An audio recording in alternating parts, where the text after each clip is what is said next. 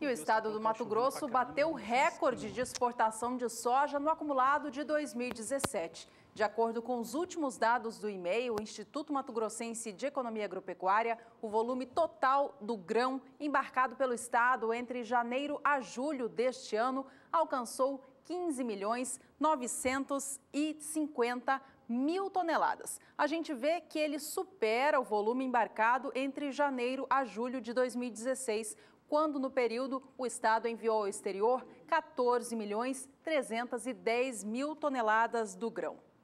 Além de superar o volume de embarques no acumulado dos 7 primeiros meses em 2016, o volume que Mato Grosso vendeu até agora, em 2017, já passa na frente do total embarcado ao longo de todo o ano passado. De acordo com o IMEA, esse volume ao longo de 2016 alcançou 15.220.000 toneladas. Portanto, o acumulado de 2017 ultrapassa, chegando a quase já 16 milhões de toneladas. O Porto de Santos continua sendo o primeiro a escoar maior parte da safra mato-grossense de soja, responde por mais de 50% de todos os embarques. Em segundo lugar, aparece o porto de Barcarena, no Pará, com 17,3%, e Manaus com 9,1% das exportações feitas até o momento em 2017. Chama atenção, portanto, os portos do Arco Norte ampliando a sua exportação da soja da região centro-oeste do país. O porto de Paranaguá, por sua vez, ocupa a 6ª posição. E a próxima safra de soja começa a partir do mês de setembro em alguns estados brasileiros. E o produtor quer saber como é que fica o clima, como é que vão ser as precipitações chuvosas, e quem responde é a Nadiara Pereira.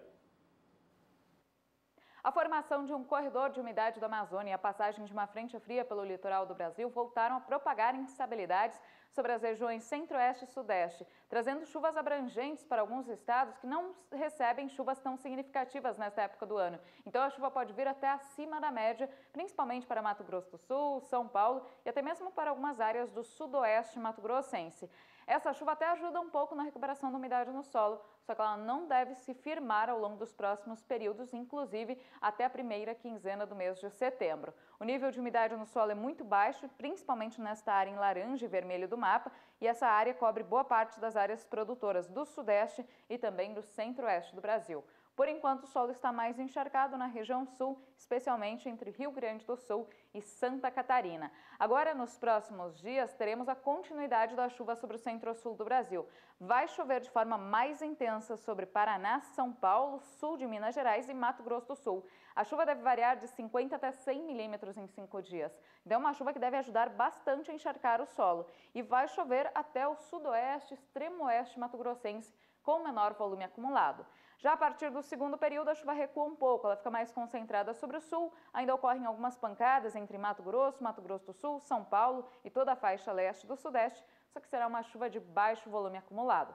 A partir dos últimos dias de agosto, o tempo seco volta a ganhar intensidade e o mês de setembro deve começar com um tempo bastante firme em grande parte do interior do Brasil. Aquela chuva que é esperada ao longo do mês de setembro, já para o início do plantio da soja, principalmente a partir do dia 15, ela não deve ocorrer ainda de forma frequente e abrangente. A chuva deve vir principalmente na segunda quinzena do mês de setembro e ainda de forma mal distribuída. Ela deve beneficiar principalmente os estados produtores, no caso Paraná e também partes de Mato Grosso do Sul e de São Paulo. Ela ainda não vai chegar de forma abrangente e volumosa sobre os estados de Goiás e Mato Grosso. Então, nestas áreas poderemos ter um atraso no plantio, principalmente da soja na segunda quinzena do mês de setembro, porque a chuva ela deve se firmar a partir do mês de outubro, quando aí sim as chuvas vêm de uma forma mais generalizada e também com volumes mais significativos a ponto de garantir umidade no solo.